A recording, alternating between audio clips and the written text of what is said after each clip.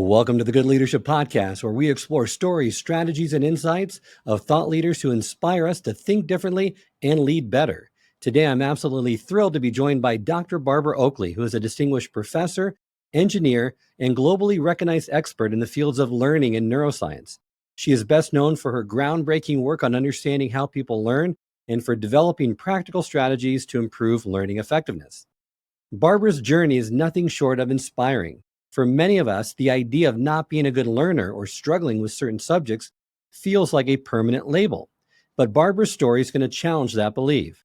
She went from believing she was terrible at math, a subject she once avoided, to becoming an expert in it and a celebrated professor of engineering. How does someone make such a remarkable transformation? That's exactly what we're going to dive into today. Barbara's journey exemplifies the power of embracing a growth mindset and updating outdated learning strategies. As she has said before, many of us are still operating with the same tools and habits we developed in school, strategies that can leave us feeling stuck and convinced we can't learn something new. So let's jump right in. Welcome to the Good Leadership Podcast, where we engage with esteemed thought leaders and explore research-backed strategies and techniques that empower leaders at every level to achieve meaningful results that drive lasting change. You have such an inspiring backstory because I think a lot of people, and you and I talked about this before we started recording, haven't updated their learning strategies prior or after they got out of school. So they're operating with outdated strategies, and it makes them feel like they're not a good learner and they can't learn something new. And your journey from struggling with math to becoming an expert in it is incredibly inspiring. Can you share your backstory and some of those pivotal moments that led to that transformation? So I always thought I was terrible at math, mostly because I was terrible at math. And so I enlisted in the Army right out of high school and went to the Defense Language Institute to learn a language. I picked the Russian language more or less at random and learned how to learn a language. I eventually ended up working as a Russian translator on board Soviet trawlers up in the Bering Sea, and of course that's when you really learn. But if you're learning Russian, you're doing it while you're drinking as well. So when I have a little bit of wine, the Russian comes back quite well. But the reality is that when I got out of the military at age 26, I realized that I was not getting the kind of job offers in interesting areas that I wanted to work in. And I thought, well, math is kind of like a language. And I end up taking pride in the fact that I'm open to new adventures. Why don't I see if I can take a new adventure of the mind and see if I can learn in math and science? And I I started at the lowest possible level of remedial high school algebra, but I used the same techniques I had used to learn a language. I used practice and repetition. I internalized key ideas I was learning about. I still remember one time this guy, I was studying chemistry really hard, and this guy took my calculator from me. It was one of those newfangled programmable calculators. And he cleared it and he gives it back to me. It was like right before the test, he clears it and gives it back to me with this big kind of grin on his face, like, I'll show you, you've got all this stuff programmed in. And of course, you won't do very well now. But I had it programmed into my mind how to excel on the test. So it was like, oh, well, thank you. I got the calculator back and used it for the trivial calculations. But I had learned how to internalize and work with. So I was a slower learner, but when I learned something, I learned it really well. And that was really how I learned a language, and it was how I could become successful in learning in math and science. So now, who knew? I'm actually a distinguished professor of engineering, and I love math and science, which is a very long way from where I began many years before. Well, your personal journey is inspiring, and I'm sure you had some difficult obstacles to overcome. How did you maintain motivation and focus when the path ahead was daunting? Learn to grow comfortable with the feeling of being uncomfortable. There were so many times I'm like, why am I doing this? Oh, wait a minute. I just bombed this test. How am I going to move forward on this? I'm not sure I can really learn this stuff, but just trudging ahead anyway. It's not like you have to be persistent at every single thing in life that you choose to be persistent at. I met people, for example, who had gone to the Defense Language Institute and they really just could not learn a language. It was whatever was going on, they really, really struggled with it. And they gave it a good college try, so to speak, over a number of months. It wasn't for them. So this can happen, but for me, I worked really hard and I tried to work really smart. If I made mistakes and didn't do well on a test, I would go back and look at what some of my study techniques were to see why I wasn't being successful. And I think sometimes for those students who were not successful, the real challenge is they hadn't been taught how to learn. And it's not like I was taught how to learn. I mean, I had to kind of do a lot of figuring out for myself. But at the same time, I did get lucky in that I at least had a mindset where I kind of thought, well, if if I'm not doing well, let's go back and relook at how I was studying. I think for some people, they didn't have that mindset.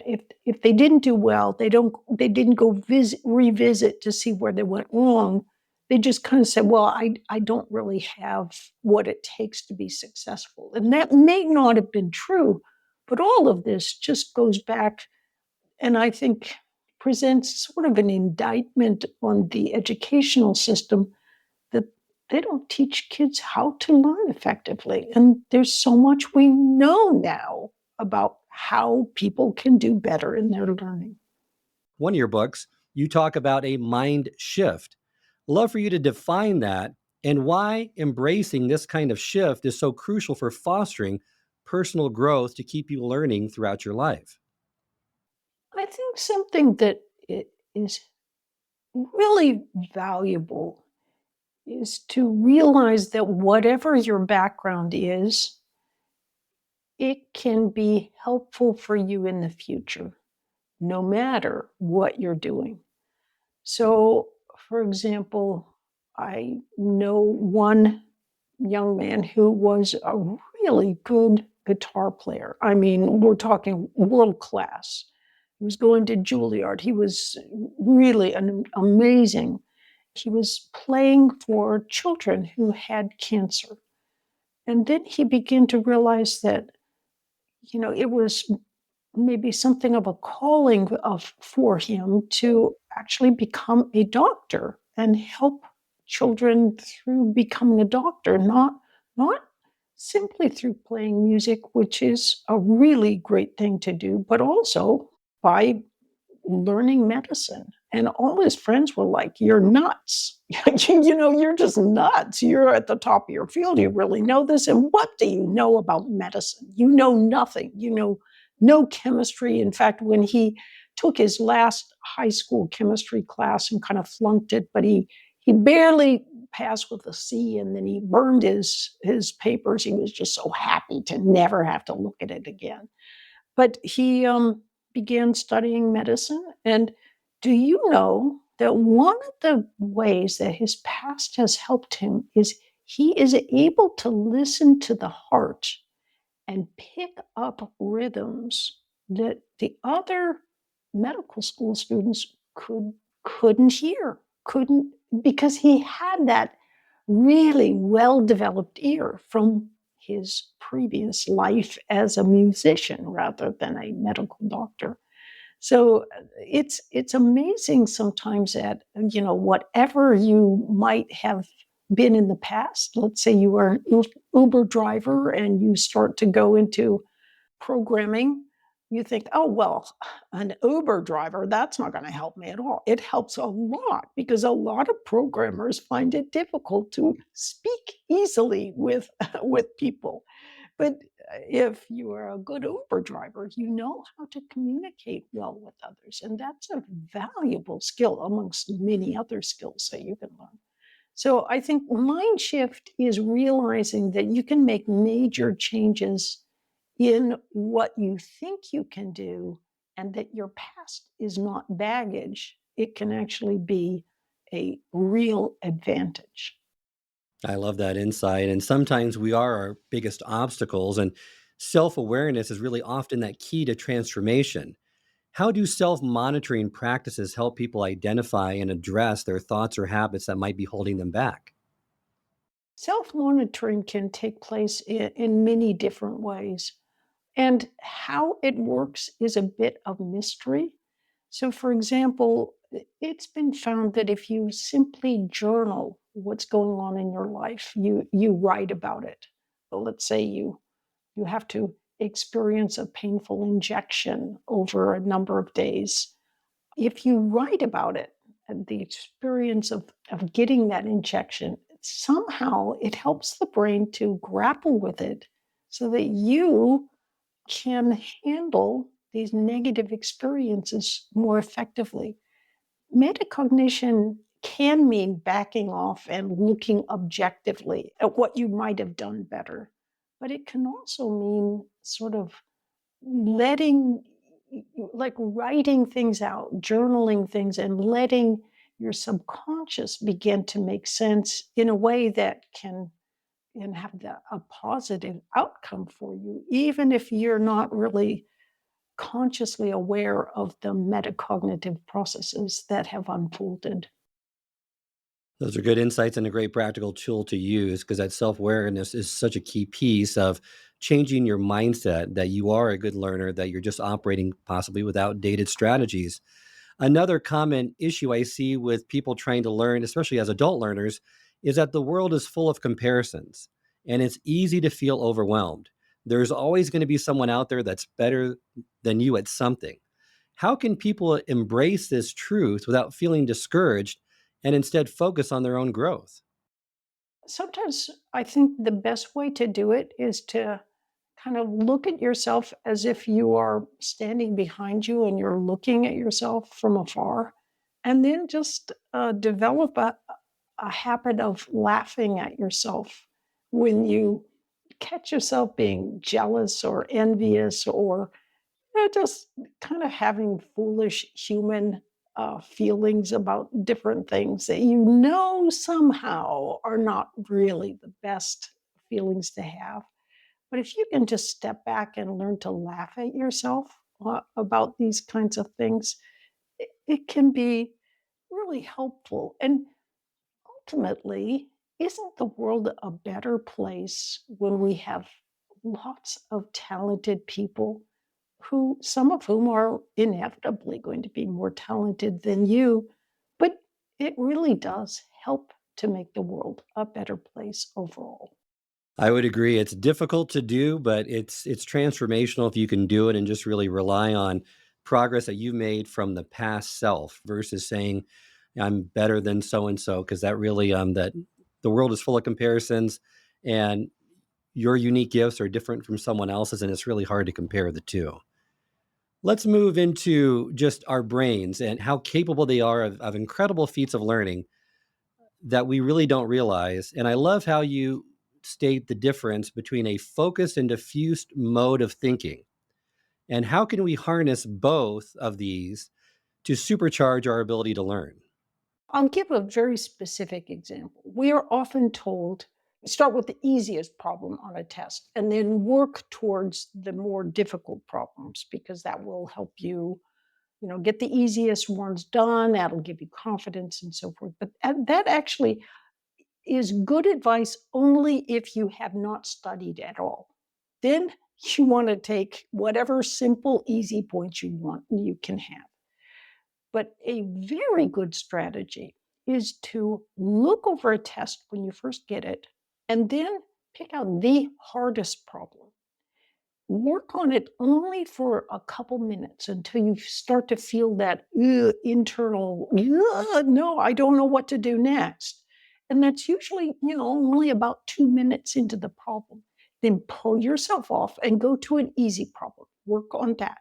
While you are focused on that easier problem, you are actually using a different part of your brain. Right. So you're like you change your focus. You're using a somewhat slightly different part of your brain. And in the meantime, there's this much more wide-ranging, what is called the default mode network that is pinging around in the background.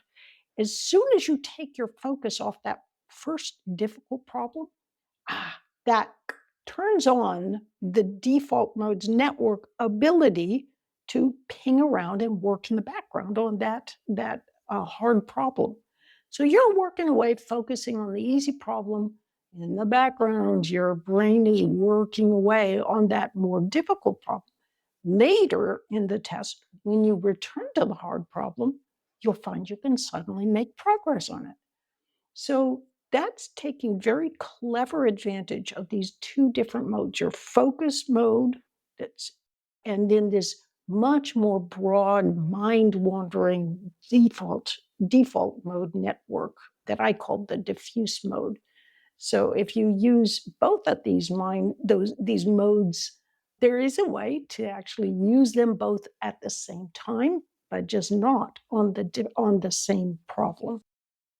When I think with training and development and when you're learning something, it's, that focus mode is you're actively learning, you're trying to assimilate the information, but you need the breaks. And I don't think people realize this, or this gets enough talked about, is having the breaks after a certain learning period, whether you're using the Pomodoro method, but having that time where you're just not focused on anything. If you're studying, sitting down, you're going for a walk, you're in nature, you're getting physically active. You mentioned exercise is a great way for the diffuse mode, but doing something that's completely different so your body has that break so it can consolidate the information in the background. Your diffuse mode is still working, providing you those insights and storing it from working memory into long-term memory, which a lot of times people think that they have something in long-term memory, right? And it's really just in their working memory. That's right. So, you ping back and forth when you're learning. You can't be in both modes at the same time on the same topic unless you're, like taking some mushrooms. And I'm not recommending taking mushrooms, but we often don't realize that, we think that we kind of figure things out really quickly because we all know somebody, for example, who can figure out like a math problem really quickly. And then when we can't do it, we think either A, we're kind of stupid, or B, maybe math is just not for me. But there's actually some people are just slower in putting things together. Their mind is making connections in the background, but this can mean that they actually are learning the information more deeply. Friedrich Hayek, the Nobel Prize winner, said he was a terribly slow learner. And be embarrassed when he was studying economics with his friends who were like, pooh, they could just get it all instantly. But the fact that he was so slow is why he felt that he won the Nobel Prize, because his slow way of figuring things out meant that, where his friends would just jump right over something and assume it's true. He could not do that. And he would struggle. And that's where he would find that there'd been mistakes in some of the previous ways of looking things. And that's, of course, how he won the Nobel Prize. Well, and that's a great distinction because you distinguish those two types of brains. One has a race car brain, higher mental capacity, greater working memory. And then that's distinguished or contrasted against the hiker brain, which has Yes. it's a slower brain, like you just mentioned, that has slower processing speeds, possibly, maybe a smaller working memory capacity. So, like, I have a very small working memory capacity. People will ask me sometimes when I'm giving a presentation, they'll go, I have 3 questions for you. And I'm like, okay, just one at a time, because that's what I can hold in mind and work with. But also, we all have differing baths of neurochemicals. Some people have sort of a neural bath that helps them hold those dendritic spines, which are connecting neurons together, and that's at the heart of our ability to remember.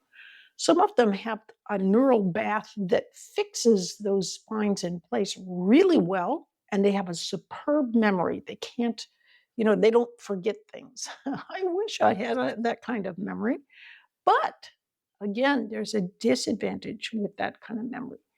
If that spine sticks there, doesn't fall away, it also means you're less flexible in your thinking. And indeed, there is evidence that really smart individuals can tend to jump to conclusions. And when they're wrong, they just can't change their minds.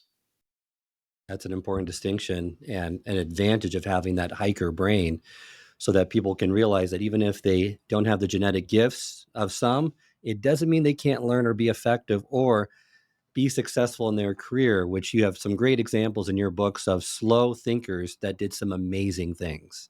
So getting to memory, because I think memory gets kind of the wrong, many people don't understand memory very well. And you mentioned that the real challenge with memory isn't storage, but accessing the information. And working memory is misleading because it causes us to be overconfident about what we know when we really don't know it. It's just being held in working memory. It's not being transferred into long-term memory. I know a fair bit about learning. And even with all my knowledge, I can be looking at a research paper and I will say, I've got it up here. I know it. No way is that, not in my long-term memory. I've got it. And the next day it is gone. It's because when you are looking at something, you are actually, you're getting that vision, you see it, but it is not in your memory. It's just in the visual representations that are coming in on your eye. And you cannot tell the difference when it is just sitting there in your temporary working memory, just sparked by your visual field. You can't tell the difference between that and whether it is in your long term memory. You can only tell the difference when you close your eyes, look away, see if you can remember it. And even better yet, see if you can remember it the next day. And that's so critical when studying anything. A lot of people, like what you just mentioned, they reread the material. They don't try to actively recall things. And that's really one of the best practices you can employ to see if it got into your long-term memory is that active recall, looking away and trying to remember what was on the notes, what was on that page, that chapter of the book, because that really is probably the best test of whether or not you've consolidated the information enough and whether it's entering into long-term memory, correct? Bingo, you've nailed it. So let's move into some of the learning strategies because I think a lot of people are operating once again with outdated learning strategies. One great learning strategy we just talked about, active recall. It's so important to do that instead of rereading notes, highlighting, underlining. Perhaps you can just give some insight into why those strategies aren't that effective, that being highlighting, rereading, or just kind of perusing the notes or problems that you see on the page. Let's say that I'm trying to memorize a vocabulary word in a foreign language. If I look at that word on a page, I can virtually guarantee you that when I am actually staring at some native speaker and I'm trying to pull that word to mind a week later, I will have no idea what that word was. I can use Google Translate to translate into pick your name, pick whatever language you want. And I can look like I really know what I'm doing when I'm speaking Mongolian. because I'm looking exactly. In fact, I can have it reading for me in a very good Mongolian accent. But it's not, but me being able to speak Mongolian means that I have to have those engrams, those connections between neurons that are at the heart of a memory. And it has to be in my own mind. And the only way to get that into your mind is not to just sit there and look at a word. That's not going to put that memory. You have to close your eyes and see if you can remember that word from your own mind. So people will sometimes say, well, wait a minute. Retrieval practice is not as good as teaching somebody, but teaching somebody is using retrieval practice. You're pulling it from your own mind as you're standing in front of people. You can always tell when people have training from professional development in how to teach. Because if you ask them, what is the best way for people to learn, whether it's rereading, underlining, using retrieval practice like flashcards or concept mapping, they'll all raise their hands. It's concept mapping. But the reality is, concept mapping is, I'm not saying it's a bad thing, but it's a little like note taking. Would you say that note taking is the best way for people to learn the material? No, you've got to study the notes that you take. It's what you do with the notes. Do you write little questions and quiz yourself and see if you've got the same, those key ideas? Writing down key concepts and circling those key concepts, it's not pulling those ideas from your own mind, especially if you're just looking at the book when you're doing that. It's, in essence, kind of like a form of note taking, at least by my way of thinking. But there are hundreds and hundreds of research articles that show by far retrieval practice is the best way, far better than, you draw a line to underline something. You're moving a pen on the page. You think it's going into your brain, but it's not. You're just moving the pen on the page. People will sometimes make the mistake of thinking, oh, retrieval practice, it's just for simplistic rote facts, like what was the date of the French Revolution?